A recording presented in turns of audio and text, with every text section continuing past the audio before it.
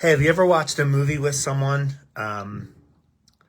You've seen the movie before, they haven't seen the movie before, and they're constantly asking questions. They're constantly concerned about what's going to happen in the movie, how's it going to end, what's going to happen to this character, what about this particular thing in the plot. And you're just sitting there confident because you know everything about the movie. You know how it's going to end. You know what's going to happen to their favorite character. It's a pretty cool place to be. Over the past several months, I've had that opportunity several times. My mom's been living with us, and we've watched different things that I've seen before and she hasn't. And it's pretty cool to know the story, to know how the story is going to end.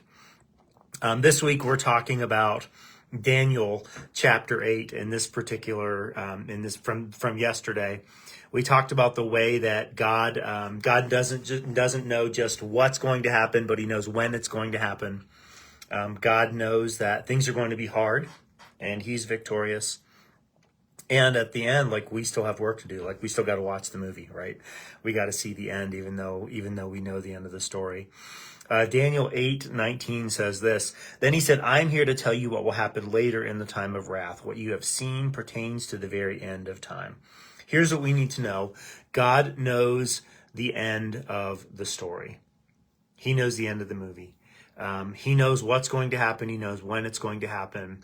And these things are not random. In order for the story to develop properly, and again, we know this with good movies, in order to get to the end, the story has to develop. Things have to happen in accordance with a certain way, and in the way that the author of the story has written it, or the screenwriter has written it. The story has to unfold in a certain way, and it is very much the same as we think about our lives. God has appointed the times. He has written our story down, and it is only going to unfold in the way that it has to in order to receive and achieve the end of the story. We can have a lot of confidence in that. I want to just remind you today that God knows the end of the story. He knows the future. He knows what's going to happen. And because of that, we can have hope. We can have confidence. We can live our lives in ways that bring him honor and glory. And that's my hope and my prayer for you today. Looking forward to talking with each of you about this all week long. I hope you have a super week, and we'll talk to you again soon.